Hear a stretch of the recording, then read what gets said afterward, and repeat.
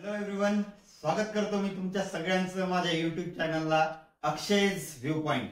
आणि आजचा आपला टॉपिक आहे instrument required for engineering graphics subject. First year इंजिनिअरिंगला ज्यांचे कोणाचे ऍडमिशन झाले, मग ते डिग्री असेल किंवा डिप्लोमा असेल, सगळ्यांसाठीच हा व्हिडिओ आवश्यक आहे.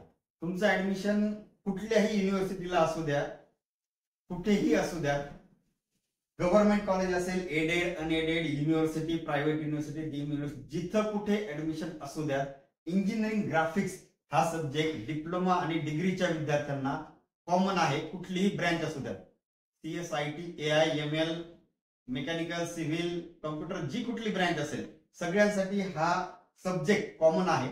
आणि या सब्जेक्टला कोणकोणते ड्रॉइंग इन्स्ट्रुमेंट आवश्यक आहेत ते आपण या व्हिडिओच्या माध्यमातून बघणार आहोत. याआधी ग्राफिक्स रिलेटेड एक व्हिडिओ मी टाकलेला आहे, त्यामध्ये ग्राफिक्सचे 2024 पॅटर्नला मार्किंग स्कीम काय असेल, डिटेल सिलेबस काय आहे, थिअरी कुठल्या टॉपिकवर आहे, प्रॅक्टिकल कोणते घ्यायचे, असा डिटेल व्हिडिओ टाकलेला आहे. तर तो व्हिडिओ तुम्ही अवश्य बघा. माझ्याच युट्यूब चॅनलला आहे अक्षयज व्ह्यू पॉइंट, चॅनल बरोबर कनेक्टेड राहा. कारण असं आहे की इंजिनिअरिंग रिलेटेड बरेचसे टॉपिक, बरेचसे व्हिडिओ एक्झाम फॉर्म रिलेटेड असेल किंवा ग्राफिक्स रिलेटेड असतील किंवा अन्य काही, हे सगळे मी या युट्यूब चॅनलवर घेऊन येणार आहे. कनेक्टेड राहा. चला तर आपण व्हिडिओ सुरू करूया. Instruments required for engineering graphics. आता सगळ्यात पहिले तर ड्रॉइंग बोर्ड. ऍक्च्युली हे तुम्हाला कॉलेज कडून प्रोव्हाइड केले जातील, अशा टाईपचे ते बोर्ड असतील आणि इकडे त्या साईजेस दिलेल्या आहेत. ठीक आहे. कॉलेजच्या जी कुठली लॅब असेल तुमची किंवा ड्रॉइंग हॉल असेल, तिथं ऑलरेडी हे इन्स्ट्रुमेंट सेट असेल. ठीक आहे. बाकीचे इन्स्ट्रुमेंट तुम्हाला परचेस करायचे, ते कॉलेज कडून दिलं जाईल. त्यामुळे याविषयी जास्त काही सांगत नाही, साईजेस इथं दिलेल्या आहेत. आता ड्रॉइंग शीट्स जे आहेत, तर ड्रॉइंग शीट जे आहेत ते इथं खूप साऱ्या साईजेस दिल्यात, A0 पासून A4 पर्यंत. तुम्ही आतापर्यंत 10वीला असताना किंवा 12वीला असेपर्यंत जे स्केचबुक यूज केलेले आहे, ड्रॉइंग बुक यूज केले, त्याची साईज जी असेल ना ती 8/4 साईज असेल. आता तुम्हाला स्केचबुक कुठली यूज करायची सांगतो, पण ड्रॉइंग शीट जे यूज करायचे प्रॅक्टिकल साठी ते A2 साईज किंवा A1 साईज असतात. पण 2024 पॅटर्नच्या नवीन सिलेबस मध्ये प्रॅक्टिकल जे कंडक्ट करायचे आहेत ते A2 साईज सीट वरच कंडक्ट करायचे आहेत. म्हणजे A4 साईज जी तुम्ही 10th पर्यंत यूज केलेली आहे, 12th पर्यंत यूज केलेली आहे ड्रॉइंग साठी, A4 साईज ती होती. त्यापेक्षा थोडीशी मोठी A3 साईज आणि त्यापेक्षा अजून थोडी मोठी म्हणजे डबल A2 साईज. ठीक आहे. असं हे जे दिलेलं आहे ना A4 पासून A1 पर्यंत, शीट आपण डबल डबल करत गेलो तर एक एक ते A1 पर्यंत जातं, A0 पर्यंत जातं. तुम्हाला त्यातलं A2 साईज हे ड्रॉइंग शीट साठी यूज करायचं आहे. ठीक आहे. आता इथं साईजेस दिल्यात पहा, सगळ्याच्या साईज सांगत नाही मी, त्या बुक मध्ये दिल्यात. फक्त A2 साईज सीट या MM मध्ये आहे. 420/594 MM लेंथ आणि हाईट, किंवा लेंथ आणि विड्थ तुम्ही ज्याला म्हणता, तुमच्या भाषेत तुम्हाला समजेल असं. हे दोन पॅरामीटर दिलेत त्यांनी, लेंथ आणि width. 594/420 A2 size drawing sheet तुम्हाला यूज करायचं. ठीक आहे.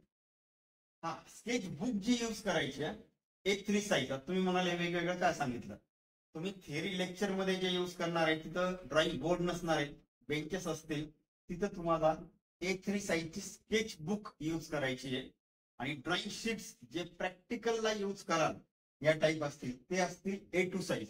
ओके, फरक कळालाय असं मला वाटतं. मी पुढे जातो. A3 साईज स्केचबुक आणि A2 साईज ड्रॉइंग शीट. ठीक आहे.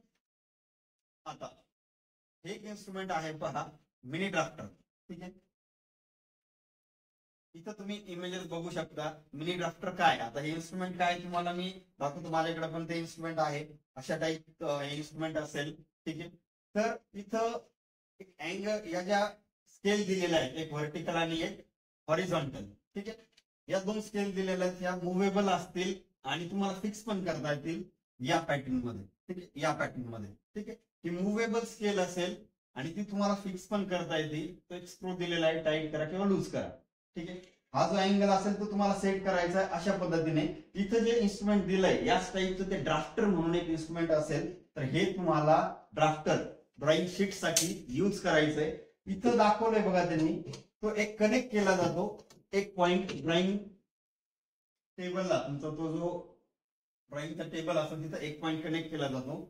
हा एक पॉईंट, हा दुसरा पॉईंट, ह्याच्या लेंथ दिल्या तुम्हाला. ते मुव्हेबल असेल म्हणजे पेजच्या ड्रॉइंग शीटच्या या पॉइंटला किंवा या पॉइंटला कुठपर्यंतही तुम्ही ते ड्रॉ करू शकता. ठीक आहे. आता जसं तुम्हाला सांगितलं हे जे स्केल दिलेले आहेत ना, त्यावरून तुम्हाला ते straight line, vertical line, horizontal line, त्याचबरोबर इन्क्लाइन लाईन, अँगल मध्ये जे ड्रॉ करतो आपण ते सुद्धा ड्रॉ करता येणार आहे. ड्राफ्टर हे सगळ्यात महत्वाचं इन्स्ट्रुमेंट आहे.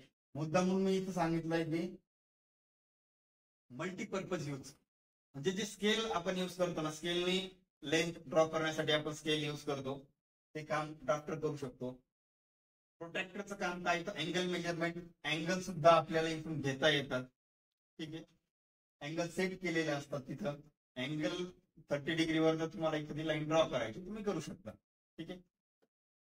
त्यानंतर सेट स्क्वेअरचं काम सुद्धा हे करू शकतं. म्हणजे roll and draw, parallel line draw करण्यासाठी एकदा तुम्ही हे फिट केलं आणि कुठेही पॅरल लाईन ड्रॉ करायचं, horizontal as well as vertical, कितीही पॅरल लाईन ड्रॉ करू शकतात. म्हणजे काय की scale, roll and draw, protractor या सगळ्याचं काम फक्त एक इन्स्ट्रुमेंट करू शकतो, मिनी ड्राफ्टर. म्हणून हे महत्वाचं इन्स्ट्रुमेंट आहे, मल्टीपर्पज यूज इन्स्ट्रुमेंट आहे. कंपल्सरी तुम्हाला तुमचे सब्जेक्ट टीचर हे घ्यायलाच लावतील.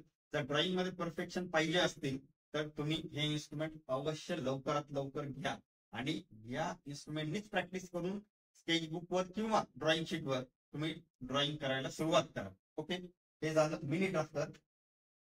आता इन्स्ट्रुमेंट बॉक्स हे सांगायची गरज नाहीये, ऑलरेडी तुम्ही ते यूज केलेलं आहे. त्यामध्ये कंपास वगैरे ज्या सगळ्या गोष्टी आपल्याला इन्स्ट्रुमेंट बॉक्स मध्ये आवश्यक असतील त्या सगळ्या तुम्ही घ्या. ठीक आहे. इन्स्ट्रुमेंट बॉक्स असेल. सेट स्क्वेअर, दोन टाईपचे सेट स्क्वेअर पाहिजे दिले. या दोन टाईपचे म्हणजे तुम्ही 10th पर्यंत जे यूज केले त्याची साईज कमी होती, आता जे यूज करायचे जनरली ती साईज या टाईप मध्ये असेल. ठीक आहे. हे जे दोन आहेत इथं तुम्हाला अँगल तर माहित असेल, हा जो आहे तो 30, 60, 90. ठीक आहे.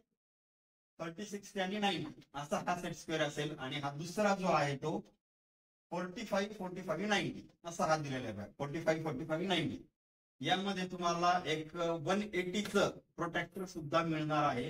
हे असं याचा देखील तुम्ही युज करू शकता अँगल मेजरमेंट करण्यासाठी. ठीक आहे. तर हे झालं सेट स्क्वेअर. दोन टाईप मध्ये येतील, 30, 60, 90 आणि 45, 45, 90. ठीक आहे. तुम्ही आधी यूज केलेलेच आहेत हे, फक्त आता साईज थोडीशी मोठी आहे. किती साईज घ्यायची तुम्हाला ते ऑलरेडी मी सांगून दिलेलं आहे. ठीक आहे. या टाईप मध्ये ती साईज असेल. आता प्रोटेक्टर, ठीक आहे. आतापर्यंत बऱ्याचशा विद्यार्थ्यांनी हे प्रोटेक्टर यूज केलेलं आहे 180 डिग्री. आता तुम्ही जर पॉसिबल झालं तर मार्केटमध्ये हे देखील अवेलेबल आहे, ज्याचं अँगल मेजरमेंट आहे 360 डिग्री. ठीक आहे. ग्राफिक्स मध्ये काही काही डायग्राम अशा आहेत की ज्या 180 पेक्षा पण जास्त अँगल तुम्हाला मेजर करावं लागतं. फॉर एक्झाम्पल हायपरबोलाचा एक टाईप आहे, तो ड्रॉ करताना अँगल त्यापेक्षाही जास्त जातो. ठीक आहे. किंवा अजून बऱ्याचशा गोष्टी आहेत जिथं तुम्हाला अँगल मेजरमेंट मोर दॅन 180 असतं. किंवा मग सर्कल आहे, सर्कल ड्रॉ करताना त्याचे जर इक्वल पार्ट करायचे त्यासाठी सुद्धा तुम्हाला हे युजफुल आहे. ठीक आहे. भरपूर साऱ्या गोष्टी. तर प्रोटेक्टर दोन्हीपैकी एक कुठलंही तुम्ही घेऊ शकता. हे प्रोटेक्टर ऑलरेडी सेट स्क्वेअर मध्ये असतंच, तुम्ही हे जर घेतलं तर बेटर असेल. ठीक आहे. रोल अँड ड्रॉ, ठीक आहे. हे नवीन इन्स्ट्रुमेंट आहे की ते तुम्ही 10वी किंवा 12वी पर्यंत यूज केलेलं नाहीये, पण इंजिनिअरिंग ग्राफिक्स मध्ये ते तुम्हाला यूज करायचंय. या टाईपचे रोल अँड ड्रॉ असं असेल. बॉटमला रोलर दिलेले आहेत, मध्ये एक स्केल पण आहे. रोल केल्याच्या नंतर किती MM वर तुम्हाला लाईन ड्रॉ करायची आहे. आणि सगळ्यात मेन म्हणजे त्याचा यूज जो आहे तो फॉर ड्रॉइंग पॅरलल लाईन्स, म्हणजे लहान साईज आहे मोठी साईज आहे, दोन साईज मध्ये रोल अँड ड्रॉ तुम्हाला मिळेल. पॅरलल लाईन ड्रॉ करण्यासाठी हे रोल अँड ड्रॉ यूज केलं जातं. व्हर्टिकल पॅरलल लाईन असतील किंवा हॉरिझॉन्टल असतील. ठीक आहे. तर हे एक नवीन इन्स्ट्रुमेंट इंजिनिअरिंग ग्राफिक्स साठी तुम्हाला यूज करायचं आहे. क्लासरूम मध्ये असेल किंवा प्रॅक्टिकल मध्ये असेल, याचा खूप जास्त यूज होणार आहे रोल अँड ड्रॉ. आता हे आहेत फ्रेंच कर्व, वेगवेगळ्या टाईपच्या शेपचे आहेत, ते मार्केटमध्ये देखील तुम्हाला भेटतील. ठीक आहे. नॉर्मल शेप वेगळा असेल, पण अशा टाईपचं हे कशाला यूज केलं जातं, तुमच्या पूर्ण सिलेबस मध्ये युनिट नंबर 3 किंवा 2 जे आहे ते इंजिनिअरिंग कर्व्स तुम्हाला ड्रॉ करायचे. ठीक आहे. वेगवेगळे कर्व पॅराबोला, हायपरबोला, इलिप्स, त्यासाठी सगळ्यात जास्त तुम्हाला ह्याचा यूज होणार आहे. तर हे इन्स्ट्रुमेंट असेल तरच तुम्हाला ते ड्रॉ करता येणार आहे. Use to draw different angles, curve and curvature shape. ठीक आहे. इंजिनिअरिंग कर्व मध्ये जवळपास तुम्हाला 8 ते 9 कर्व्स आहेत ते वेगवेगळे, आणि त्याचे परत टाईप आहे. टाईपवर 2-3 टाईप मध्ये ड्रॉ करता येतात. त्या सगळ्यासाठी तुम्हाला फ्रेंच कर्व हे अति आवश्यक आहे. ठीक आहे. इम्पॉर्टंट इन्स्ट्रुमेंट आहे, ते तुम्ही घेऊन ठेवा. आता पेन्सिल्स. ठीक आहे. तुम्ही म्हणाल पेन्सिल सर हे काय सांगताय नेमकं. तुम्ही आतापर्यंत खूप सारे पेन्सिल यूज केलेले असतील, पण इथं इंजिनिअरिंग ग्राफिक्सला जर तुम्ही बुक बघितलं तर इंजिनिअरिंग ग्राफिक्स मध्ये खूप साऱ्या शेडिंग असलेले तुमच्या बुक मध्ये एक टेबल दिलेला असेल.